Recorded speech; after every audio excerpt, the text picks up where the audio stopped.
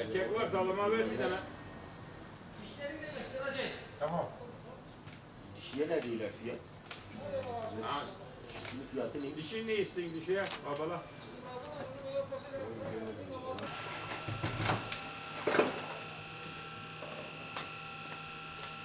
Opsiyona koyacağım.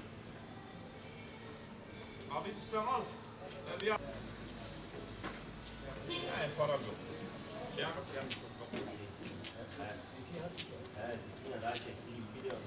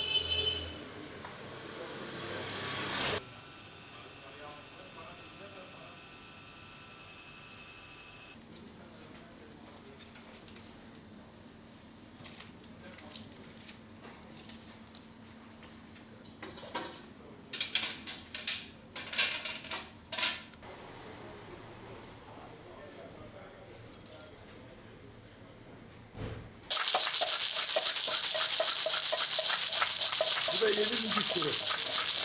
Kalanın sesi.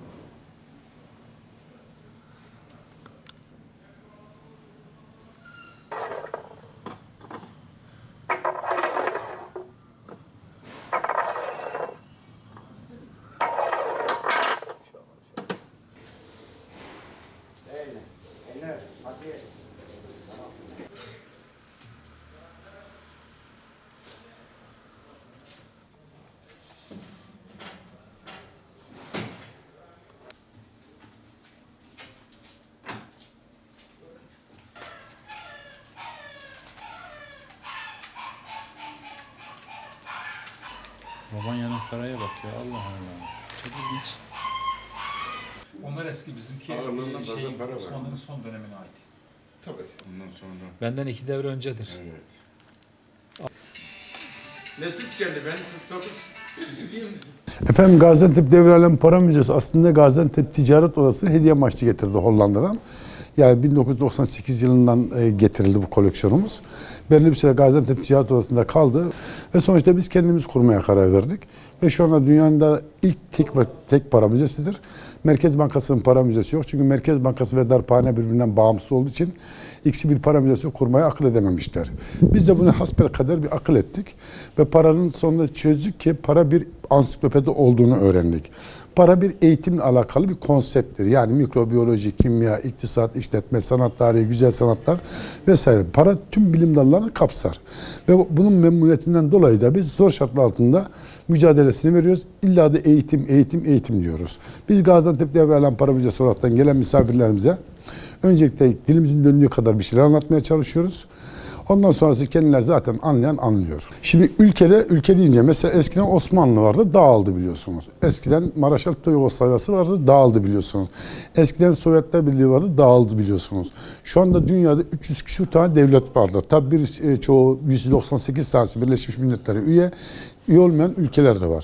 Mesela bize Macao Adası'ndan bile para geliyor.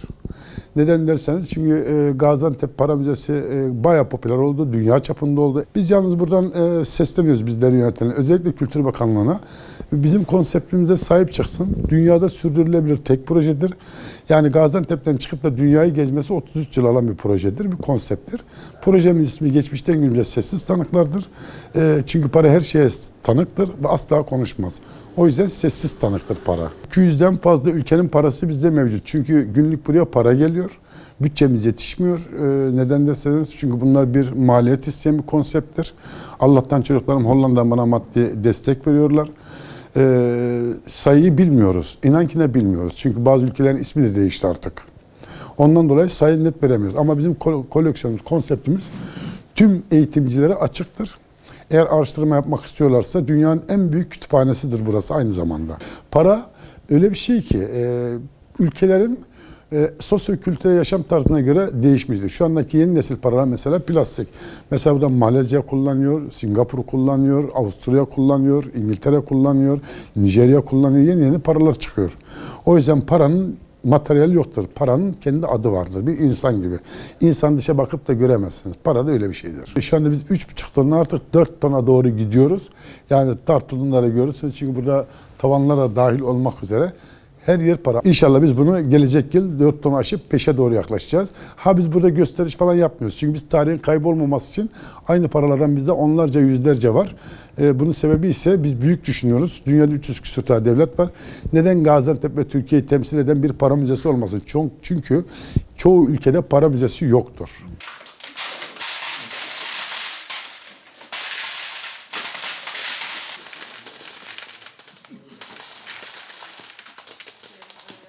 Ankara'dan Antep'i gezmeye geldim. Tesadüfen bu müzeyi gördüm. İlk defa böyle bir şeyle karşılaşıyorum. Müthiş memnun oldum. Nasıl buldunuz müzeyi böyle para? Müze gayet güzel, muhteşem bir olay. Kültürümüze de bir hizmet. Başarılarının devamını diliyorum. İnşallah daha güzel ortamlarda, daha güzel imkanlarla daha güzel bir müze olmasını arzu ediyorum. Dikkatinizi çeken para oldu mu? Dikkatimi çeken para, ben dünyanın birçok ülkesini gezdim. Paraları da biliyorum. Birçoğunu zaten kullandım. Hepsini bir arada görmek çok güzel bir şey. Çok güzel bir olay.